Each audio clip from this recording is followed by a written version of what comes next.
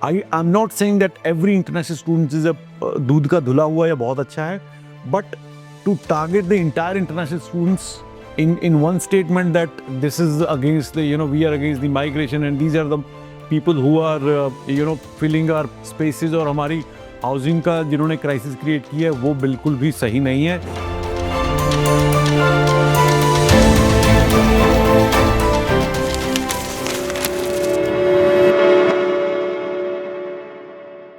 Friends, ये video मैं बना रहा हूँ, आई होप कि ये जो ऑस्ट्रेलिया में मीडिया है जो एंटी माइग्रेशन एंटी इमिग्रेशन है वो ज़रूर इस वीडियो को देखे।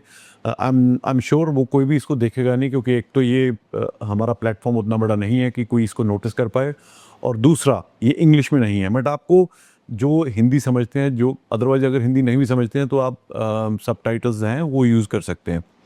2024-25 में 5,68,000 अराइवल्स हैपेंड इन ऑस्ट्रेलिया, जिसमें से 3,63,000 वर टेम्पररी वर्कर्स, 88,000 वर परमानेंट रेजिडेंट्स और 64,000 वर जो ऑस्ट्रेलियन थे वापस आए ऑस्ट्रेलिया में।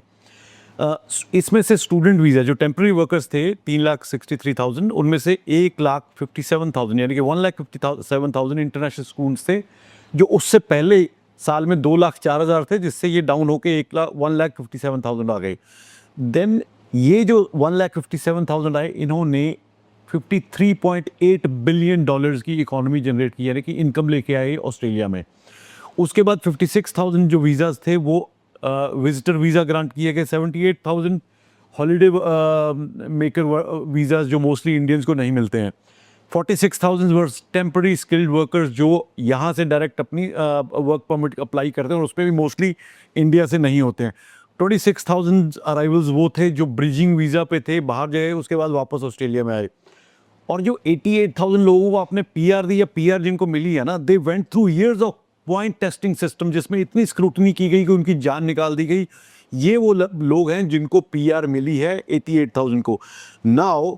और उसमें से एक और 53,000 वो थे जो ट्रांस टैस्मैन ट्रीटी के थ्रू न्यूजीलैंड से ऑस्ट्रेलिया में आए। तो ये एक कहना बहुत आसान है कि माइग्रेशन हो गई है इंटरनेशनल स्टूडेंट्स ने। इंटरनेशनल स्टूडेंट्स इस ओवरऑल सिस्टम का एक बहुत छोटा सा पार्ट हैं, और जितने भी स्टूडेंट आते हैं वो एक बहुत बड़ा इकोनॉमिक बेनिफिट लेके आते हैं ओवरऑल सोसाइटी के लिए, ओवरऑल ऑस्ट्रेलिया की इकोनॉमी में डालने के लिए। और एक और चीज़ बता दूं, जो एक इंटरनेशनल स्टूडेंट्स आपका वर्क का जो गैप है, जो काम वो लोग करते हैं वो कोई भी ऑस्ट्रेलियन आज की डेट में जो वहाँ पे परमानेंट रेजिडेंट वीज़ा पे है या सिटीजन है वो करने को तैयार नहीं है। That is the gap these poor international students are feeling that. I am not saying that every international student is a दूध का धुला हुआ या बहुत अच्छा है, but to target the entire international students in one statement that this is against the, we are against the migration and these are the people who are filling our spaces और हमारी हाउसिंग का जिन्होंने crisis create किया है वो बिल्कुल भी सही नहीं है।